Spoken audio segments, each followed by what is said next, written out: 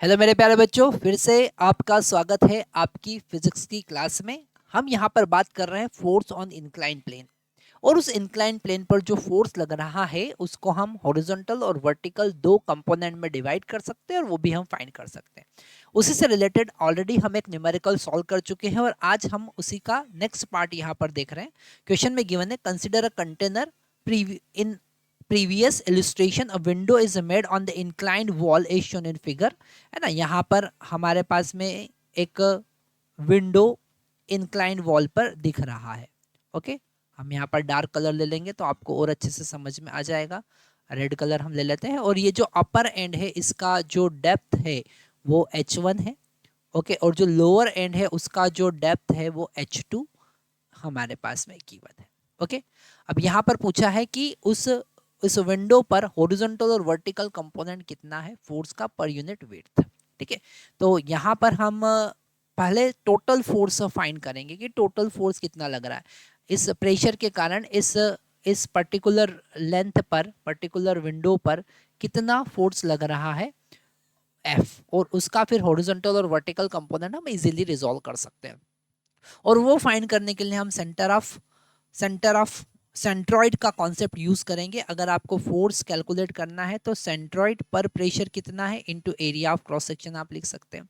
ठीक है, अब सेंट्रॉइड पर प्रेशर अगर हमें कैलकुलेट करना है तो हमको सेंट्रॉइड का कोऑर्डिनेट इनटू रो इनटू जी। अब यहाँ पर सेंट्रॉइड का कोऑर्डिनेट अगर हम देखें तो ये एक रेक्टेंगुलर प्लेन है और इसका सेंट्रॉइड इसके मिड पॉइंट पर होगा। तो यहाँ पर उसका अगर हम कोऑर्डिनेट देखें तो वो हमको मिलेगा h1 प्लस h2/2। हमको पता है अगर हमको मिडिल कोऑर्डिनेट निकालना है, मिड पॉइंट का कोऑर्डिनेट निकालना है तो हम x1 plus x2/2, y1 plus y2/2, ऐसे h1 प्लस h2/2 हमने कर दिया। तो यहाँ पर हमको प्रेशर मिला h1 plus h2 divided by 2 into rho into g. Okay, और यहाँ पर अब हम इस एरिया में मल्टीप्लाई कर देंगे।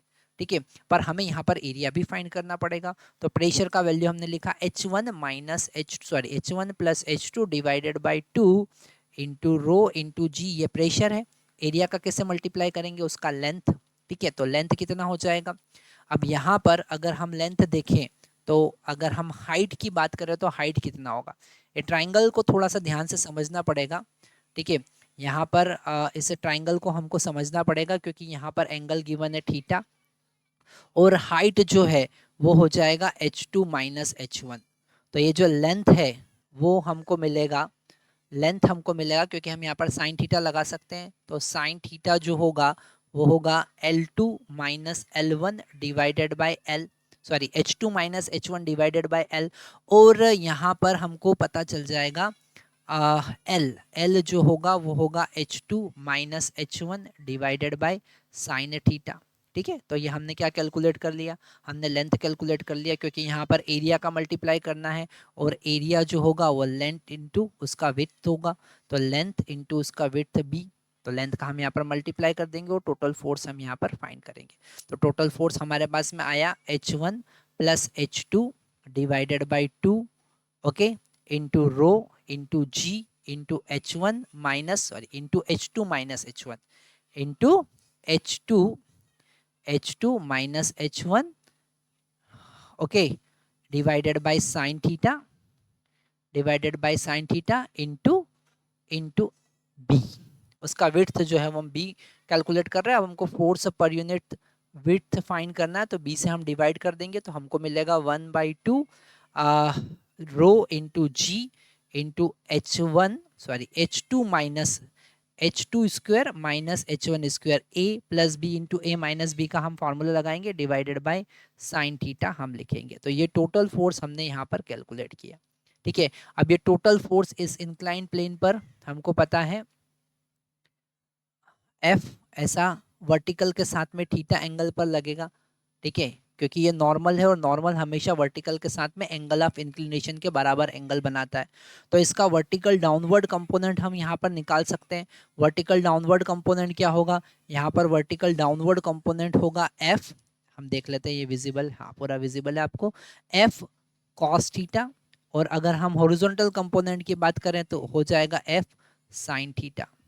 ओके, तो अगर हम यहाँ पर हॉरिजॉन्टल कंपोनेंट की बात करें तो वो हो जाएगा 1/2 rho g H1 square, sorry H2 square, H2 बड़ा है तो H2 square minus H1 square divided by sine theta, और साइन थीटा से साइन थीटा यहाँ पर कैंसिल हो जाएगा, तो हमको मिलेगा by B, force per unit width.